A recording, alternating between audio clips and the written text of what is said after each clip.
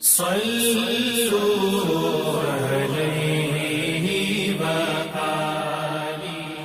بخاری حدیث نمبر 331۔ حضرت عائشہ رضی اللہ تعالی عنہا فرماتی ہیں کہ نبی کریم صلی اللہ علیہ وسلم نے فرمایا کہ جب حیض کا زمانہ آئے تو نماز چھوڑ دے، اور جب یہ زمانہ گزر جائے تو خون کو دھو اور نماز پڑھ۔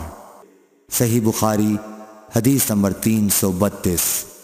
سمرہ بنت جندب سے روایت ہے کہ ایک عورت ام کعب زچگی میں مر گئی تو حضور صلی اللہ علیہ وسلم نے ان کی نماز جنازہ پڑھی۔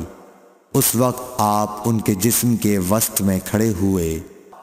صحیح بخاری حدیث نمبر 333۔ عبداللہ بن شداد نے کہا کہ میں نے اپنی خالہ میمونہ رضی اللہ تعالی عنہا سے، جو نبی کریم صلی اللہ علیہ وسلم کی زوجہ مطہرہ تھیں، سنا کہ میں حائضہ ہوتی تو نماز نہیں پڑھتی تھی، اور یہ کہ آپ رسول اللہ صلی اللہ علیہ وسلم کے گھر میں نماز پڑھنے کی جگہ کے قریب لیٹی ہوتی تھیں۔ آپ نماز اپنی چٹائی پر پڑھتے، جب آپ سجدہ کرتے تو آپ کے کپڑے کا کوئی حصہ مجھ سے لگ جاتا تھا۔ صحیح بخاری حدیث نمبر 334۔ حضرت عائشہ رضی اللہ تعالی عنہا نے بتلایا کہ ہم رسول اللہ صلی اللہ علیہ وسلم کے ساتھ بعض سفر غزوہ بنو المصطلق میں تھے۔ جب ہم مقام بیدا یا ذات الجیش پر پہنچے تو میرا ایک ہار کھو گیا۔ رسول اللہ صلی اللہ علیہ وسلم اس کی تلاش میں وہیں ٹھہر گئے، اور لوگ بھی آپ کے ساتھ ٹھہر گئے، لیکن وہاں پانی کہیں قریب میں نہ تھا۔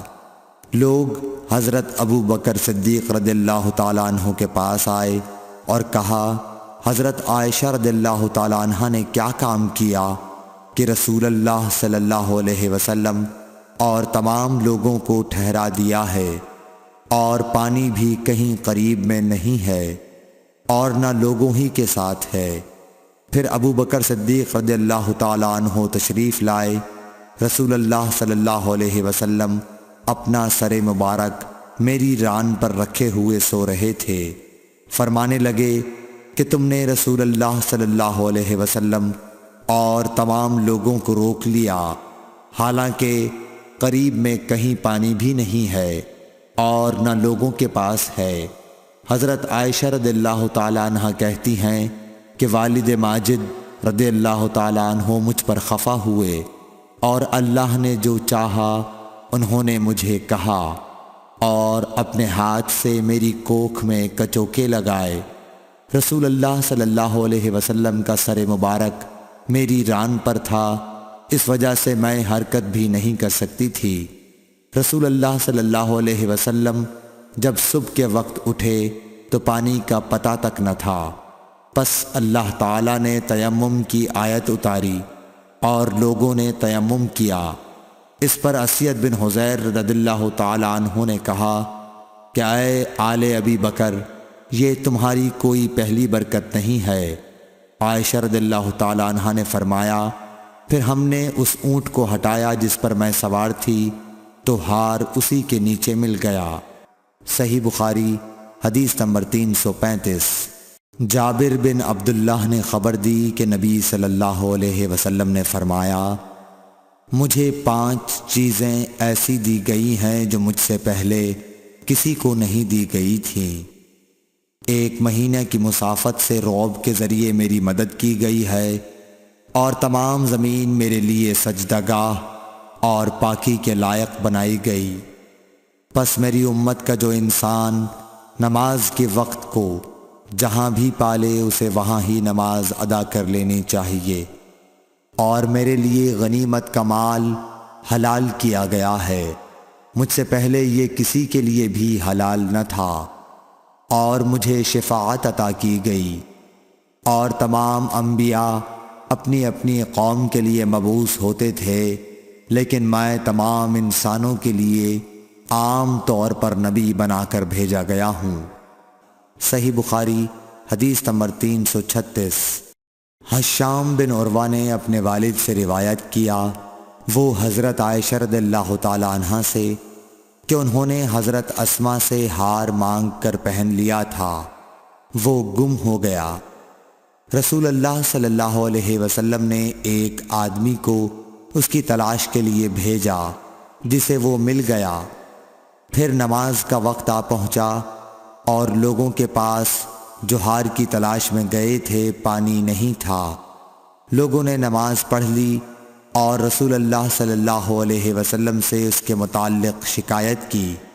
پس خداوند تعالی نے تیمم کی آیت اتاری، جسے سن کر اسید بن حضیر نے حضرت عائشہ رضی اللہ تعالی عنہا سے کہا، آپ کو اللہ بہترین بدلہ دے، واللہ جب بھی آپ کے ساتھ کوئی ایسی بات پیش آئی جس سے آپ کو تکلیف ہوئی تو اللہ تعالیٰ نے آپ کے لیے اور تمام مسلمانوں کے لیے اس میں خیر پیدا فرما دی۔